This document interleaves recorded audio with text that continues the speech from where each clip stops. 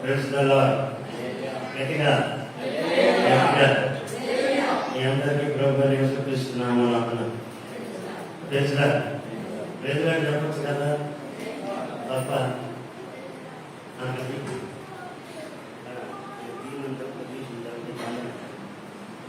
మనం కీర్తన గ్రంథం చదువుతున్నప్పుడు 136వ కీర్తన ఒక ప్రత్యేకముగా ఉంటుంది.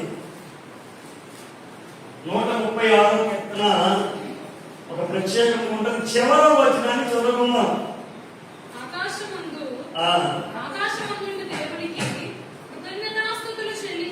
ఆకాశమందున్న దేవునికి కృతజ్ఞతాస్తుతులు చెల్లించుడి. చిన్న ప్రార్థన చేసుకున్న పరిశుద్ధులని వందనాలు స్తోత్రాలు. అందరూ నా ప్రాణాత్మ శరీరములు వాక్యానుసారంగా ఇక్కడ ఇవ్వబడినట్లు ప్రభుత్వాన్ని రావాల్సిన వారిని ప్రకటించింది. వచ్చిన బిడ్డలందరూ బట్టి స్తోత్రం చేయిస్తుంది.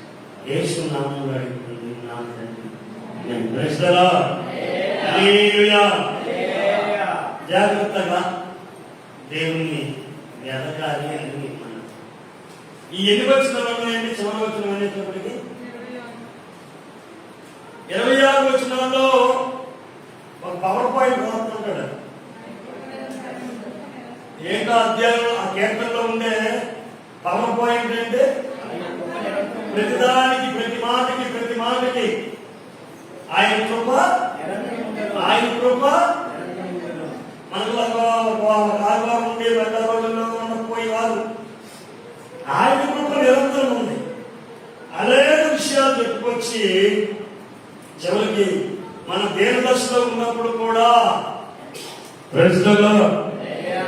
మన దేని దశలో ఉన్నప్పుడు కూడా ఆయన తీసుకుంటాడు. ఆయన నిరంతరము ఉండును.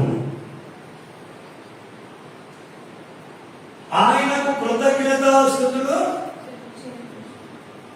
చెల్లిస్తే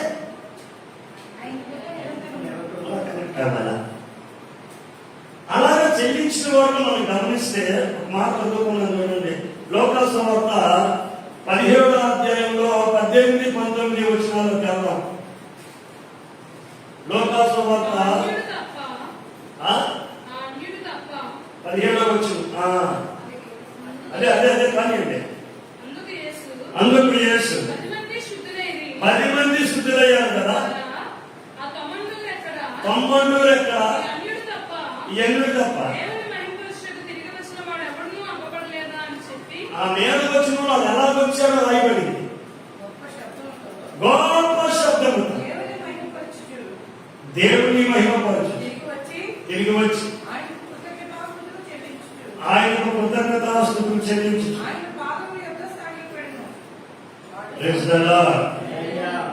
ఇక్కడ విషయం ఏంటి అంటే ఇది బాగుంది కదా.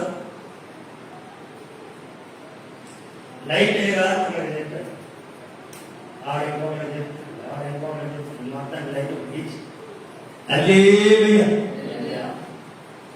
10 మంది మనుషులు కృష్ణలోకం కలిగిన వాళ్ళు. ఎంతమంది? 10 మంది మనుషులు దూరంగా నిలబడి పెద్ద కేకేసుకొని యేసు ప్రభువా మమ్మల్ని బాగు చేయండి అనుకొని కేకేసుకొని దగ్గరికి వచ్చి ప్రభువా అన్నారు. మీరు వెళ్ళిపోయి మీ చేతుల్ని మీ దేహాన్ని యాజకులకు కనపరుచుకో, మీ పాస్టర్ గారికి కనపరచు. మా పాపం వల్ల, మా శాపం వల్ల, మా దరిద్రాల వల్ల మాకు వచ్చిన గిఫ్ట్లు చూడండి పాస్టర్ గారు చూపించుకోండి అన్నట్టుగా ఆయన చెప్పాడు. ఈ వెళ్ళారు. వాక్యం ఏమంటుందంటే వారు వెళ్ళు చూడగా ఆయన వారు స్వస్థతలు అయ్యారు. వారు వెళ్ళి చూడగా చదువుతారట మీద వచ్చిన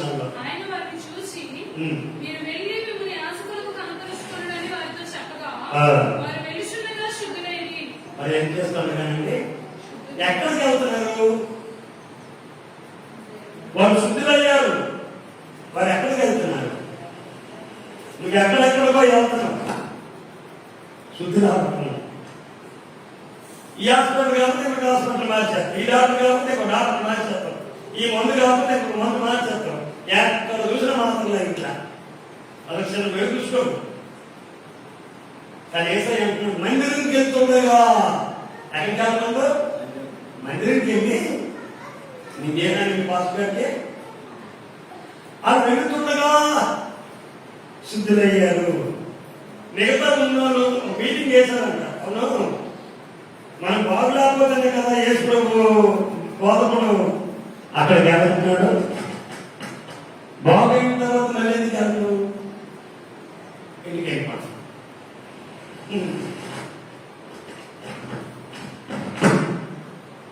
బాగైన తర్వాత ఏమయ్యారండి? ఇంటికి వెళ్ళారు. ఏ పాపం వల్ల వ్యాధి వచ్చిందో మళ్ళీ అక్కడికి వెళ్ళారో తెలియదు. అక్కడ మాత్రం కృప ఏముంది? నిరంతరం ఉండే కృప ఉంది.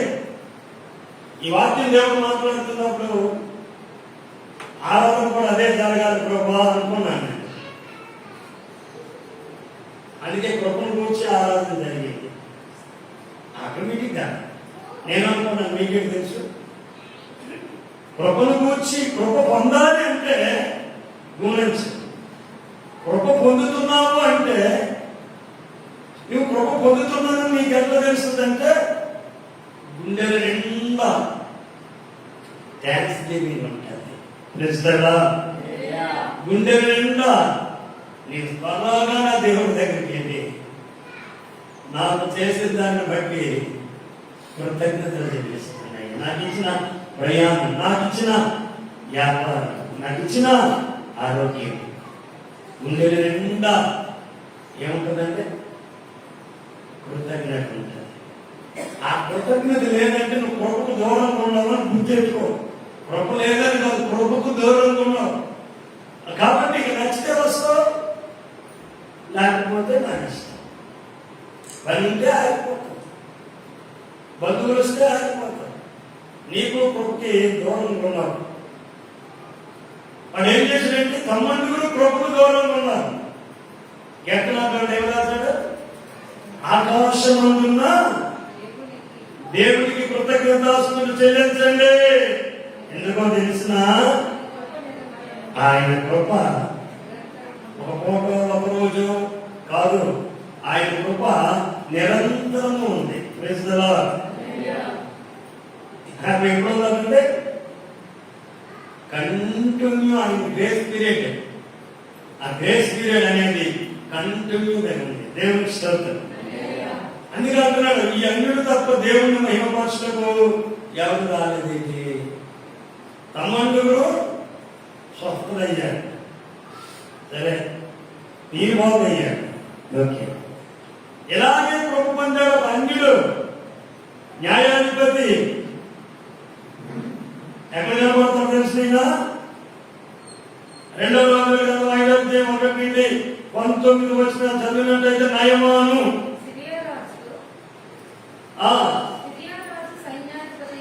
సిరియా రాజు సైన్యాధిపతి అయిన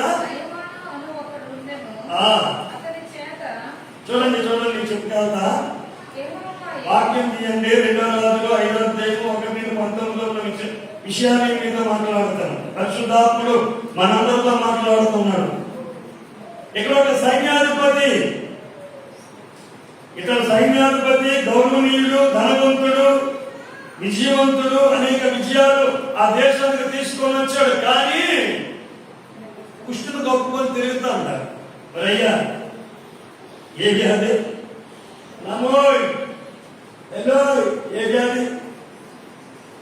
కుష్టు వ్యాధి. ధనవంతుడు కదండి, ఇంకేం చేసుకోండి.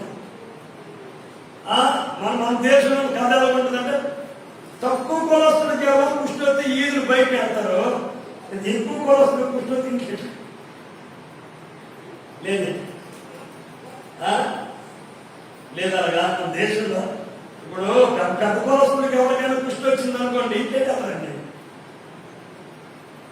చిన్న కులస్తులకి ఎవరికైనా కుష్టి వస్తే ఊరు బయట పడతారు.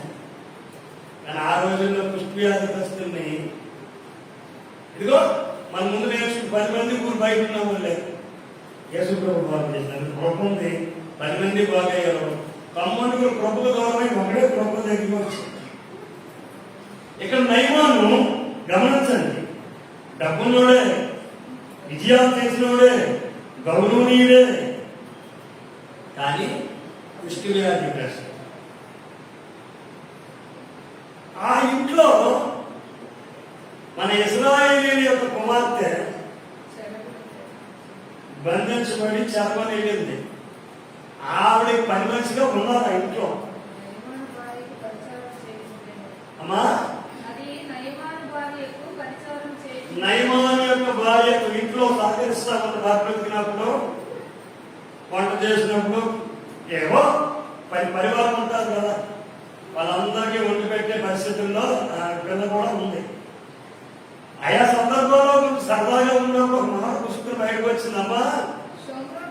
మా ఊర్లో సోమరంలో మంచి దైవజన్ మా పాస్టర్ మా అయ్యి కూడా ఉన్నారమ్మా.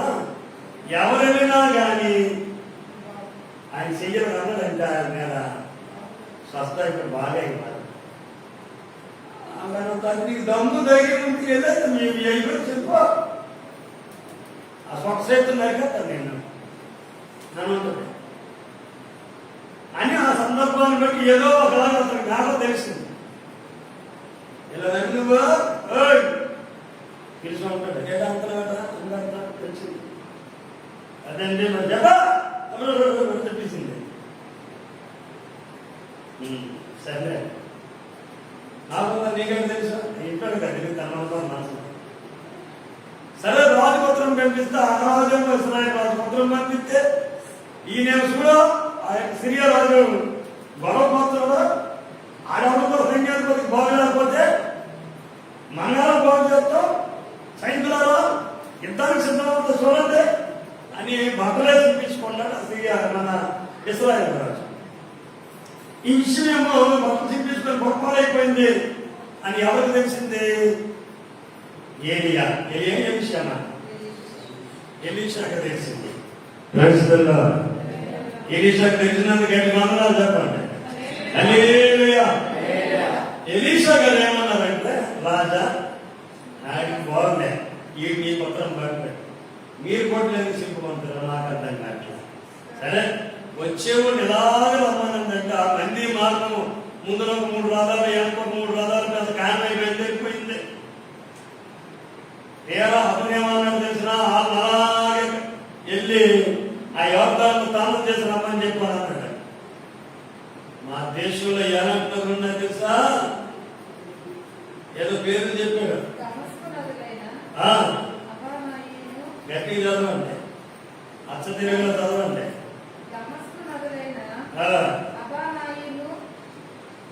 గంగా, యమున, సరస్వతి ఇలాంటి భయంకరమైన నిత్యము ప్రవహించేటటువంటి నదులు మన దగ్గర వాళ్ళు ఉన్నాయి కదా. అప్పుడు తోలినాడు అన్నాడు, మళ్ళీ నీ కోపాన్ని బట్టి మళ్ళీ వ్యవస్థలో వెళ్ళామనుకో కష్టం ఉండదా? ఆ గొడవ ఒక పక్క, రథం ఒక పక్క, నేను ఒక పక్క, మీరు ఒక పక్క పడతారు. అనవసరమైన యాక్సిడెంట్ మనకి కారణంగా చేయమని నోట ఒక కొబ్బరి కొడుతుంది, పక్కల బంగారం పెడతారుగా. ఎన్ని తెచ్చావా దానం చేయమను. ఎందుకని చేయడానికి నిరాకరించారు తెలుసా? సైనికులందరికీ పుష్పం తెచ్చుకోండి, పటాలు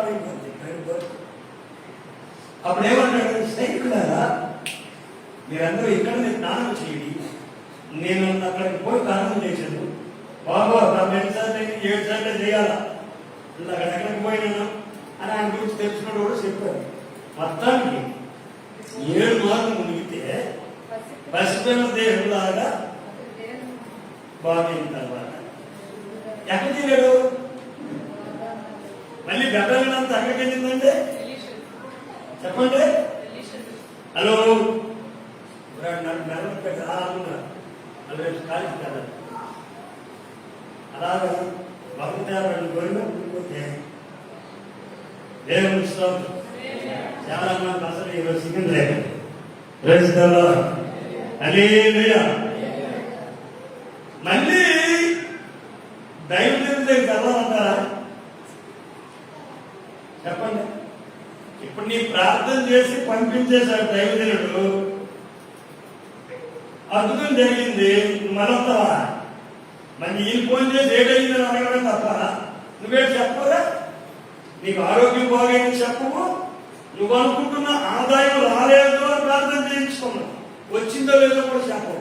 చెప్తే మరి దశభాగ ప్రాంతాలు లెక్కేస్తారేట, ఇదొక భయం. ఇంత రాదని మనడు ఎవరైనా దాపించాడంటే అనుకుంటాడేంటో. కానీ నయమాన్ విశ్వాసం కృప పొందాడండి, కృతజ్ఞతగా వచ్చాడు. వచ్చి వెండి బంగారం ప్రజలు బట్టలు అవన్నీ తమ్ముడు తీసురా పెట్టండి, ఐదు పెట్టండి అయ్యి. ఆయన బయటకు వచ్చి ఏంటన్నా ఇవి? అయ్యగారికి బాగైందండి. ఓకే, మా నయమాన్ గారికి కృష్ణ బాగైంది. చూడండి, చిన్న జంక్షన్ సబ్బుడినంత స్మూత్ గా చర్మం తయారైపోయింది. సరే, ఇవన్నీ ఎందుకు? థ్యాంక్స్ గివింగ్, కృతజ్ఞత అర్పణ. Praise the Lord. కృతజ్ఞత కానుక. ముందు చెప్పుకున్న 10 మందిలో ఒకరికి ఏమీ లేదు, ఆడే వచ్చేసాడు. ఆడే వచ్చి కృతజ్ఞత చెప్పించాడు. Praise the lord. కానీ నా డబ్బున్నోడు, ఏరుకొందులోడు, ఒక దేశానికి విజయాలు తీసుకొని వచ్చే సైన్యాధిపతి ఓరకనే వచ్చి ఓరక సైన్యం ఏంటయ్యా దైవజనుడికి ఏంటి కానీ వెళ్ళిపోవడం మూసేస్తాడు. కాబట్టి తన స్థాయికి తగినట్టుగా కృతజ్ఞత బాధ్యత తెచ్చాడు. అయ్యగారు తీసుకుంటారో లేదో తర్వాత, కానీ దాన్ని తెచ్చాడు చూసారా, అది ప్రైజ్ ది లార్డ్. కృతజ్ఞతలు చెల్లిస్తూ నీకు నీవే రావడము కృపలో నిలిచి ఉండే ఆత్మీయ జీవితం. అది కృపలో ఉండే నిత్యము నిరంతరము నిలిచి ఉండేటటువంటి ఆ కృపలో నీ ఉన్నాము అంటే అక్కడ నీకు ఎలా అర్థమవుతుందంటే దేవుని సన్నిధికి వెళ్ళిపోయి దైవజనుడి యొక్క దేవునికి స్తోత్రం స్తోత్రం స్తోత్రం స్తోత్రం. నాయన నాకు ఇచ్చిన ఆయుష్ను బట్టి మీకు వందనాలు, నాకు ఇచ్చిన ఈ కార్యాన్ని బట్టి మీకు వందనాలు, నాకు ఇచ్చిన ఆరోగ్యాన్ని బట్టి మీకు వందనాలు, నాకు ఈ డబ్బులు పోతాయి అనుకున్నాను ప్రభు, నువ్వు నాకు ఇచ్చినందుకే నీకు వందనాలు అయ్యా. ఇది కృతజ్ఞత. ఆ కృతజ్ఞతలు దేన్ని బట్టి వస్తాయంటే కృప. ఏ కృప? నిరంతరం ఉండే కృప. అందుకే ఏదో మనం సర్దుకోవడం సరిపోలేదో కూర్చే కాళ్ళ గోల్డ్ వేసుకుని శబ్దం లేక వేసుకుని దేవునికి స్తోత్రం. హల్లెలూయా. ఒకరి యొక్క కృతజ్ఞత, ఒకరి మీద ఉండే కృప మనకి ఏమీ లేకపోయినా పరిగెత్తుకుంటూ పెద్ద శబ్దం చేసుకుంటూ వచ్చాడు. రెండో వారి మీద ఉండే కృప కృతజ్ఞత అర్పణ. Praise the Lord. హల్లెలూయా. కృతజ్ఞత అర్పణ చేయగలవా? చేయగలవా? నువ్వు పెద్ద శబ్దంతో కృతజ్ఞత చెల్లించి నోరు కాదా? దేవునికి స్తోత్రం. మిమ్మల్ని బట్టి గొప్ప ప్రత్యేక ఇక్కడ దేవుడు జరిగించాలనుకుంటున్నాడు. అర్థమైన గట్టిగా స్తోత్రం చెప్పండి. చాలా మంది పేదలను పోషించాలనుకుంటున్నాడు, చాలా మందికి ఆదరణ తీర్చాలనుకుంటున్నాడు. గొప్ప గొప్ప కార్యాలు దేవుడు తన శరీరమైన సంఘముగా ఉంటున్న మీ ద్వారా అవి జరిగించాలని అనుకుంటున్నాడు. ఆయన దర్శనం ఏదో, ఆయన కళ ఏదో నెరవేర్చు. దేవుని స్తోత్రం. అన్ని అయితేనే కానీ అనుకుంటుంది అవ్వలేదని దేవుడిని బట్టి బాధపడకూడదు. మొదటి వ్యక్తి ఏమీ లేదు, కానీ రెండో వ్యక్తి ఘనమైన మనిషి కనుక ఘనమైన కానుకలు తీసుకొని వచ్చి అర్పించాడు. దైవజనుడు అక్కర్లేదు, తీసుకుంటాడో లేదో పక్కన పెట్టు, అర్పించుకోండి. జరగదు. హల్లెలూయా. ఇంకో మాట చెప్పి ముగిస్తా. ఒకసారి నలుగురు పుష్పంలో ఎక్కడ ఉన్నది? 2వ రాజుల గ్రంథము 7వ అధ్యాయం 3 నుండి 20 వచనాలు కనుక మనం చదువుతాం. చాలా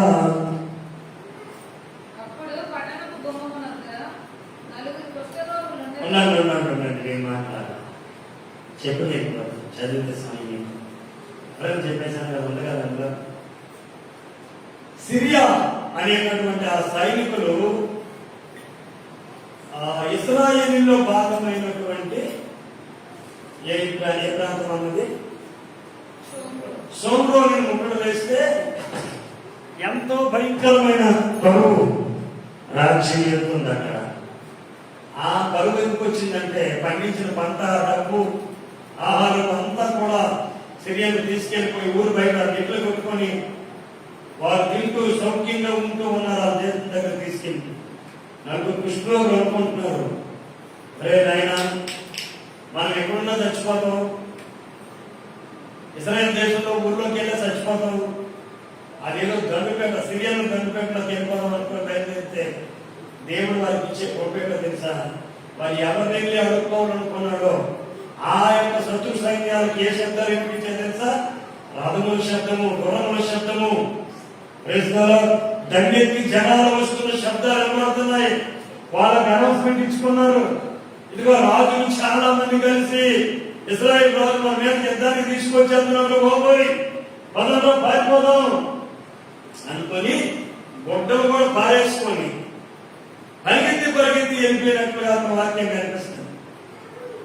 ఈ కృష్ణురాజు వెళ్ళి అడుగునప్పుడు ఏ మనుషులు కనబడు, వండినట్టున్నాయి, పండినట్టున్నాయి, పెట్టినట్టున్నాయి. దేవుడికి స్తోత్రం. ఈ శుభ్రంగా తిన్నారు, శుభ్రంగా తెచ్చి దాచుకున్నారు అనుకుంటున్నారు. దేవుడు మనకి ఇచ్చే ఈ కృప మనతో ఆగిపోకూడదు. మన నలుగురు కృష్ణురాగం కలిగిన మనకి కృష్ణోగం స్వస్థత అవ్వకపోవచ్చు, కానీ మనం ఈ దేశానికి అన్నం పెడదాం. ఏం పెడదాం? దేశము భయంకరమైన కరువులో ఉంది. 40 రూపాయలతో కేజీ పౌడర్ పెట్టి కొనుక్కుంటున్నారు, 80 రూపాయలు పెట్టి గాలితాలే కొనుక్కొని తింటున్నారు. పిల్లలు చంపుకొని ఈరోజు ఒక పిల్లలు చంపుకొని తింటే రెండో రోజు ఇంకొక తన పిల్లలు చంపుకొని తింటుంది. ఇంత భయంకరమైన పరిస్థితి ఉంది. కాబట్టి ఇలా కాదు, మనమే రాజుగారికి సమాచారం ఇద్దాం. రాజు చెప్పారు, రాజు రథాలు పంపించాడు.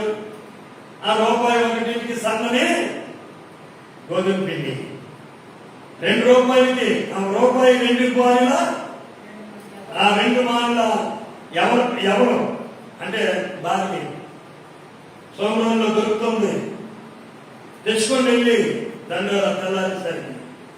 కారణం ఏంటంటే దేవుడికి కృతజ్ఞతాస్తుతులు చెల్లించారు, దేవుడిని కనపరిచారు. వాళ్ళ మీద ఇచ్చే కృప అనేక దేశానికే, దేశ ప్రజలకే ఆకలి తీర్చారు. దేవుడి మీద కృప ఉంచినట్టయితే నువ్వు కృతజ్ఞత కలిగి ఉంటావు. అదే కృప తెలుసా? నిరంతరం ఉండే కృప. మరి నీ కృతజ్ఞత ఉందా? దేవుడు నీ మీద కృప చూపిస్తే ఆ కృతజ్ఞత అర్పణగా మారిపోద్ది. దేవుడు నీ మీద కృప చూపించి నీకు కృతజ్ఞత కలిగి ఉంటే నువ్వు దేశానికి ఏమన్నావు, లేదా నీ ప్రాంతంలో ఉన్నోడికైనా నా రాత్రి దేవుడి పేరు రాస్తావు. దేవుడికి స్తోత్రం. హల్లెలూయా. నేనేమంటారో తెలుసా? ఉద్దేశంలో కుష్టు నుండి కృపకు, కుష్టు నుండి కృపకు. 3 కథలు కుష్టులే, 3 కృతజ్ఞత కలిగిన వారికి. మన రాజుకి చెప్పి ప్రజలందరికీ ఆహారం పెట్టినట్టుగా పనిచేస్తారు కృతజ్ఞత కలిగి. ఇది మన వరకే కాదు, అందరికీ ఉపయోగపడినట్టు చేద్దాం. ఒకటైతే నాకున్న స్థాయిని బట్టి ఇదిగో నేను కృతజ్ఞత అర్పణ తీసుకొని వచ్చానని నయమాన్ అంటాడు. ఆ సమరయుడు నయమని అది ఏమీ లేదు, పెద్ద శబ్దంతో వచ్చి ఆయనకి కృతజ్ఞతలు చెల్లిస్తారు. గుర్తుపెట్టు, నువ్వు కృతజ్ఞతలు చెల్లిస్తున్నావు అంటే నిరంతరం ఉండే కృప నేనేమంది. అందుకే ఆ కీర్తనకారుడు ఆ మాటలో ఏం రాసిందండి? ఆకాశమందున్న దేవునికి కృతజ్ఞతాస్తుతులు చెల్లించండి, ఆయన కృప. మరి కృతజ్ఞత చెల్లిస్తేనే కృప ఉంటుంది. ఉందా కృతజ్ఞత? కృతజ్ఞత కానుక కృతజ్ఞత కలిగి ఒక ఉపయోగం చేసే ఆ కృప ఉందా నీకు? ఇప్పుడు తిరిగిపోయినా ఎలాగొచ్చిందో తిరిగిపోయింది. మొత్తం ఏం చెప్తా, తిండి ఎక్కువైతే స్వీటు శుభ్రం, ఇంకేముంటుంది కారం ఎక్కువైతే చెప్పండి. అదికి తిండి, అధికంగా ప్రబలంగా ఖర్చులు ఆత్మ దేవుడు కోరుతున్నాడు. సంగమా దేవుని బిడ్డలారా, నిరంతరం ఉండే కృప నేను నీకు ఇవ్వాలనుకుంటున్నాను. నిరంతరం ఉండే కృప, ఆ కృపను ఎంతమంది కోరుకుంటున్నాడు? ఈ వారం మన వారం ఉండండి రాజధాని కానీ ఈ వారం అరువు కానీ గోరు ఇట్లా చాలా ఉంటాడు. ఏమన్నా రేపేం జరుగుతుందో తెలుసు కదా. మనవారు కాయకం, మనవారు రోజు పోలే ఇల్లుతో బతుకు కనుక చచ్చిపోతాను డైరెక్ట్గా. అలా ఏం జరుగుతూ చచ్చిపోతాను. కృతజ్ఞత కలిగిన కృప ఏవో సందిద్దాం అనుకుంటున్నాను. నువ్వు వెళ్ళకపోతావు, ప్రభుత్వాలు కూడా పెద్దగా సహకరించలేకపోతున్నాయి. సరే ఉద్యోగాలు లేకపోతున్నా, ఉద్యోగం లేదు కింద మీద రాత్రి పగలు పిల్లలు కొట్టుకొని ఏదో ఉద్యోగం చేసుకుంటే ఆ ఉద్యోగాన్ని కూడా సరిగా చేయలేని పరిస్థితులు ఉంటుంది. కాబట్టి ఆయన కృప ఉండాలండి. నీకు కృతజ్ఞత ఉండాలి, అప్పుడు ఆయన కృప పనిచేస్తుంది. కళ్ళు చూసుకుందా నా ఇంటి మీద, నాకు వ్యక్తిగత శిల్పం మీద కృతజ్ఞత కలిగి నీకు నన్ను మార్చండి. అందరం అడుగుతాము. స్తోత్రమయ్యా అడుగు, మాట్లాడు దేవునితో. ప్రభా, కృతజ్ఞత కలిగిన జీవితం నాకు దయచేయండి. దాన్ని బట్టి నిరంతరం ఉండే కృపలతో